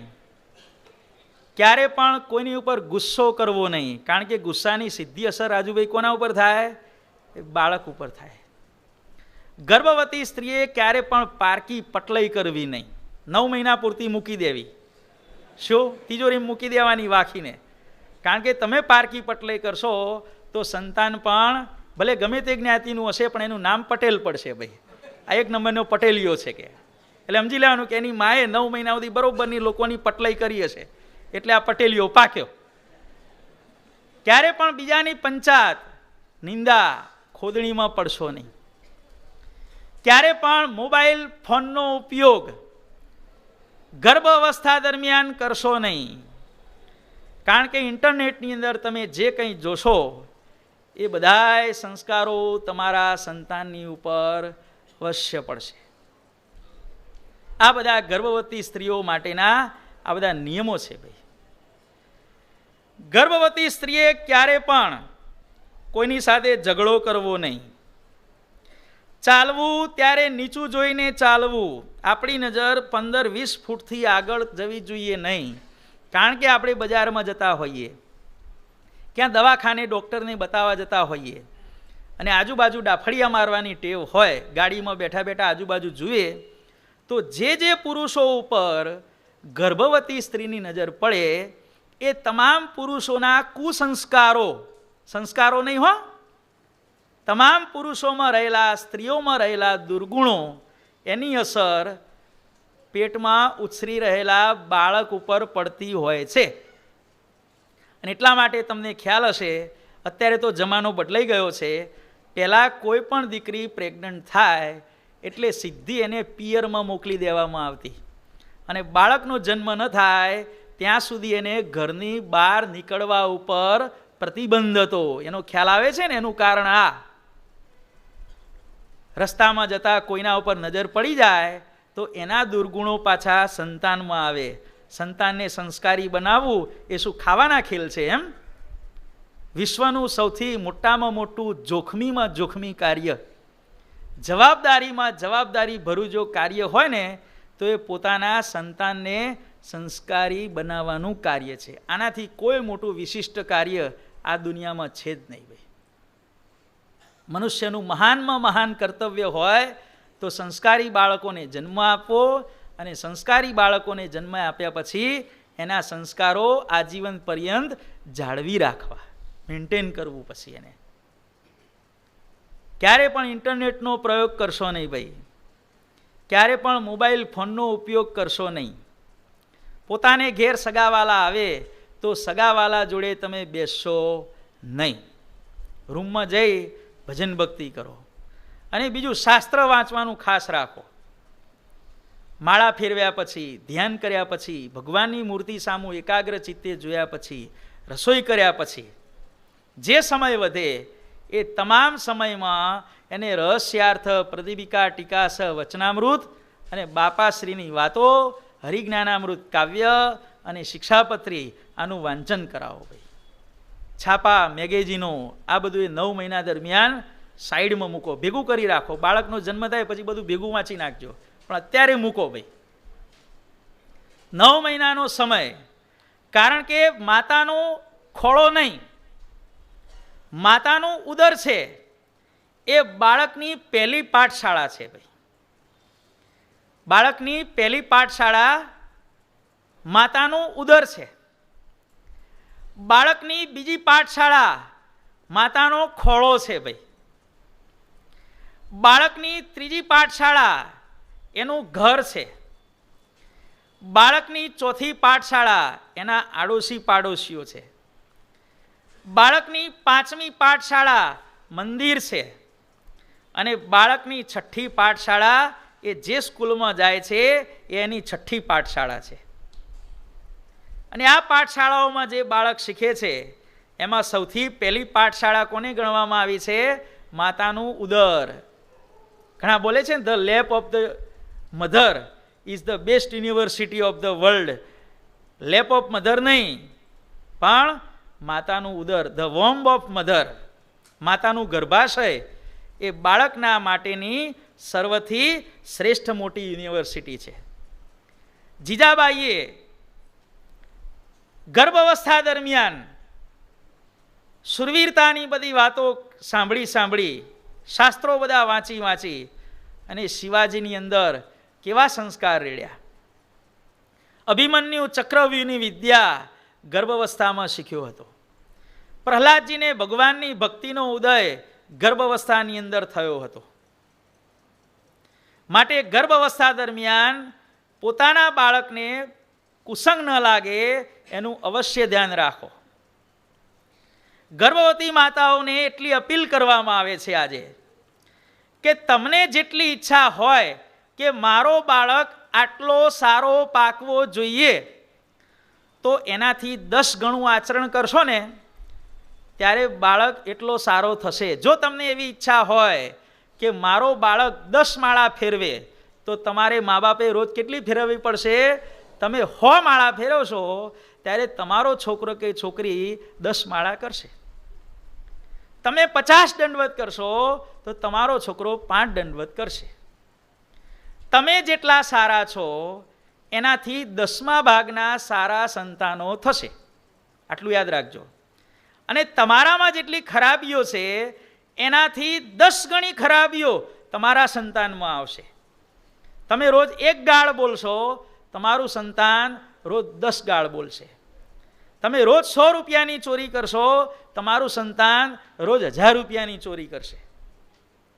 એટલે તમે તમારા મગજની અંદર જે ટાર્ગેટ રાખ્યો હોય કે મારું સંતાન આટલું પાવરફુલ થવું જોઈએ, મારું સંતાન આટલું સંસ્કારી થવું જોઈએ, તો એના કરતાં 10 ગણા સંસ્કારી વધુ મા બાપ બનશે, ત્યારે એના મનનો ટાર્ગેટ પૂરો થશે.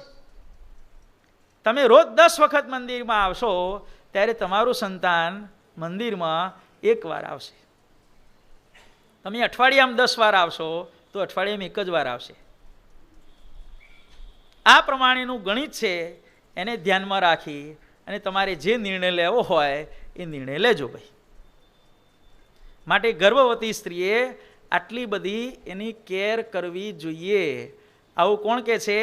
આપણા 16 સંસ્કાર પ્રવર્તાવનારા ઋષિમુનિઓ કે છે. અને હવે આગળનો સંસ્કાર આપણે જોઈએ, જે અહીંયા ધર્મદેવે જાતાખ્ય સંસ્કૃતિ, જાતક સંસ્કાર જે કરવામાં આવે છે. બાળકનો જન્મ થાય પછી એના જાતક સંસ્કાર કરવામાં આવે છે. જાતક સંસ્કાર કરતી વખતે મંત્ર ભણવામાં આવે છે કે હે બેટા, હે દીકરી, પુત્ર જન્મ્યો હોય તો હે પુત્ર, પુત્રી જન્મી હોય તો હે પુત્રી, તું દીર્ઘાયુ થા, તારી આવરદા લાંબી થાય. પેલી આ ભાવના કરવામાં આવે છે. બીજી ભાવના કરવામાં આવે છે, હે બેટા, તું પથ્થર જેવો વિલ પાવર વાળો થા. 2 કે 3 ટનનો પથ્થર હોય, અડધો જમીનમાં ને અડધો જમીનની બહાર, એને કોઈ હલાવી શકે? ન હલાવી શકે. એને કોઈ તોડી શકે? એને કોઈ ફોડી શકે? ભાઈ, ન હલાવી શકે, ન કોઈ તોડી શકે, ન કોઈ ફોડી શકે. હે બેટા, તું પથ્થરની મોટી શિલા જેવો દ્રઢ મનોબળ વાળો થા. તારું મનોબળ પથ્થરની મોટી શિલા જેવું તારું દ્રઢ થાય. હે બેટા, તું મોટો થઈ અને પરશુ જેવો થા, અર્થાત ફરસી વડે જેમ પરશુરામે શત્રુઓનો સંહાર કર્યો, એમ તું તારી અંદર રહેલા કુસંગ સ્વભાવ અને દુર્ગુણોનો સંહાર કરનારો થા. હે બેટા, તું સોના જેવો તેજસ્વી થા અને સ્વચ્છ નિર્મળ પાણી જેવા ચારિત્ર્ય વાળો થા. આવી ગયા ને ભાઈ બધા ગુણ? બાકી રહ્યું ભાઈ? દીર્ઘાયુ આવી ગયું, વિલ પાવર આવી ગયો, સોનાની જેમ તેજસ્વી થયો, પછી પરશુની જેમ સંહારક થયો દુષ્ટ વૃત્તિઓનો, અને સ્વચ્છ પાણી જેવા ચારિત્ર્ય વાળો થયો. આવા મંત્રો બોલી અને આવી ભાવના આપણી ભારતીય સંસ્કૃતિમાં કરવામાં આવે છે. અને જ્યારે જાતક સંસ્કાર કરવામાં આવે છે ત્યારે બાળકને ઘી અને મધ બંને ભેગા કરી અને એને સોનાની સળી વડે બરોબર ઘસવામાં આવે છે. સળી પણ ભેગી ઘસાવી જોઈએ. ઘી અને મધ ભેગા કરવાના, એને સોનાની સળીથી 10, 15, 20 મિનિટ સુધી આમ ઘસ ઘસ ઘસ ઘસ ઘસ કરવાનું. અને એવું ઘી અને મધ બાળકને જન્મ સમયે ચટાડવામાં આવે છે. શા માટે? એનું પણ કારણ કે છે. સોનું છે, જે સોનું ગજતા સોનાની રજ જે ઘી અને મધની અંદર ભળી હોય, એ સોનાને કારણે બાળકની અંદર રહેલા ગેસનો નાશ થાય છે. સોનું છે એ વાયુનાશક છે. સોનાને કારણે બાળકની યુરિનરી સિસ્ટમ, જે મૂત્રની કિડનીની જે સિસ્ટમ છે એ આખી એક્ટિવેટ થાય છે. અને સોનાને કારણે બાળકનું બ્લડ પ્રેશર છે એ પણ નોર્મલ રહે છે. આજે પણ ડૉક્ટરો કહે છે કે જે વ્યક્તિઓ સોનાની વીંટીઓ પહેરે છે એને બ્લડ પ્રેશરનો પ્રોબ્લેમ હંમેશા બીજા કરતાં ઓછો હોય છે. સોનું છે ને બ્લડ પ્રેશરને, બીપીને કંટ્રોલ કરે છે. ભાઈ, આ સોનાનો ફાયદો છે. પછી ઘીનો શું ફાયદો? ઘી છે એ રેચક છે. ગર્ભ અવસ્થાની અંદર બાળકના શરીરમાં જે મળ જામ્યો હોય એ મળ આ ઘી પીવડાવવાથી એને તરત જ એનો ખુલાસો થાય છે. ઘી છે એ બળવર્ધક છે, બાળકને બળ આપવાનું કામ કરે છે. રેચક છે, બળવર્ધક છે, અને બાળકનું બોડીનું ટેમ્પરેચર છે એને કંટ્રોલ કરે છે. વધતું હોય તો ઘટાડે છે, ઘટેલું હોય તો એને વધારવાનું કામ કોણ કરે છે? આ ઘી કરે છે. અને ત્યાર પછી મધ. મધ છે એ પાચક છે. લાળ છૂટે, મધલાળ છૂટી આપણે આવે છે ને ભાઈ, કે ભાઈ કરોડો રૂપિયા જોયા એટલે આને લોભ જાગ્યો અને એને મધલાળ જાગી. મધલાળ એવો પણ શબ્દ વાપરવામાં આવે છે આપણા ગુજરાતી ભાષાના રૂઢિપ્રયોગમાં, કે 50 કિલો સોનું જોયું અને ભાઈને શું છૂટ્યું મોઢાની અંદર? લાળ છૂટી. એમ નહીં, મધલાળ છૂટી. મધ છે એ લાળને ઉત્પન્ન કરે છે, અને લાળ છે એ પાચન તંત્રમાં કામમાં આવે છે.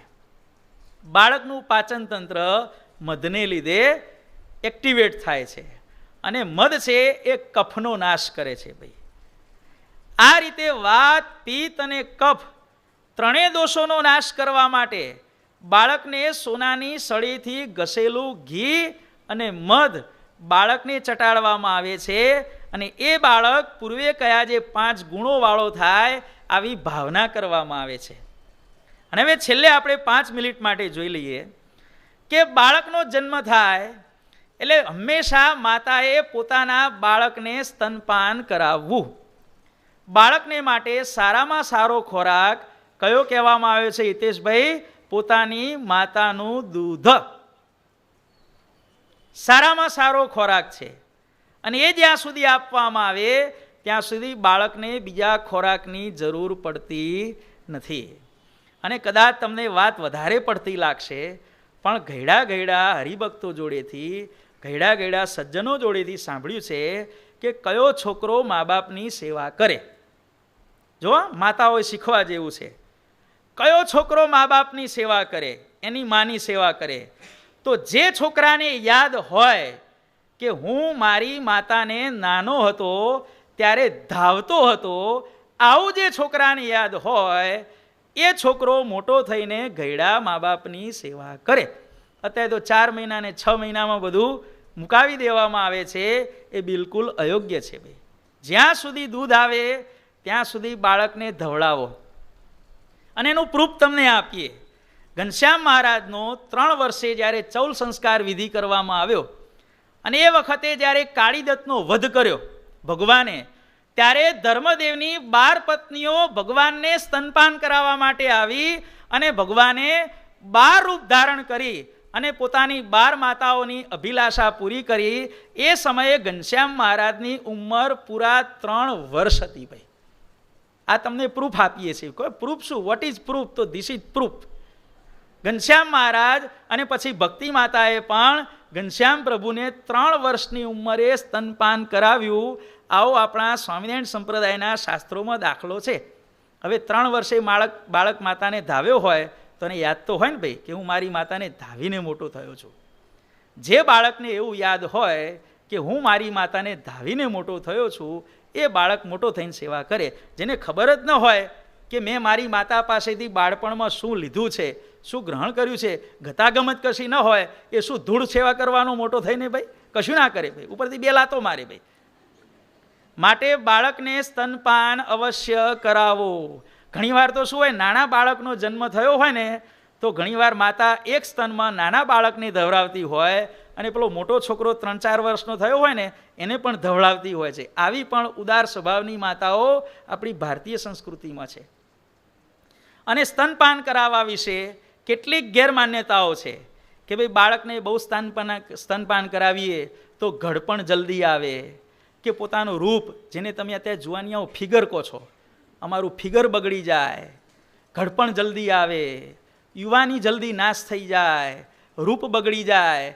આ બધી માન્યતાઓ પૂરેપૂરી ખોટી છે, ભ્રામક માન્યતાઓ છે. ભાઈ, અને તમે જુઓ છો ને અત્યારે સ્ત્રીઓની અંદર એક મોટો જબરજસ્ત રોગ નીકળ્યો છે. કયો છે નવીનભાઈ ખબર છે?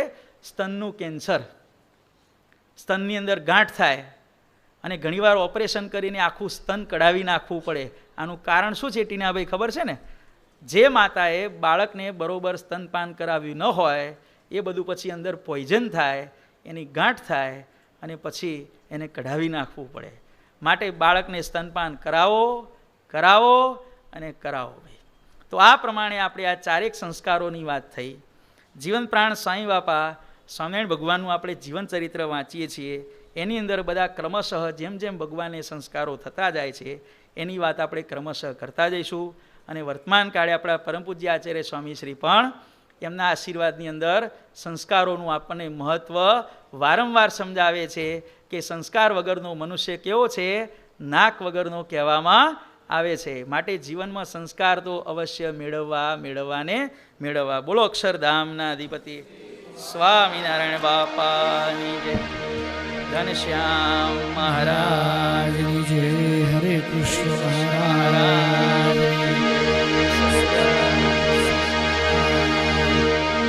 બાપા શ્રી જય. સદગુરુ શ્રી જય. સ્વામિનારાયણ ગાદીનાદ્યાચાર્ય પ્રવર ધર્મ સનાતન ધર્મ સમ્રાટ પરમ કલ્યાણકારી જીવન પ્રાણ સ્વામી બાપાની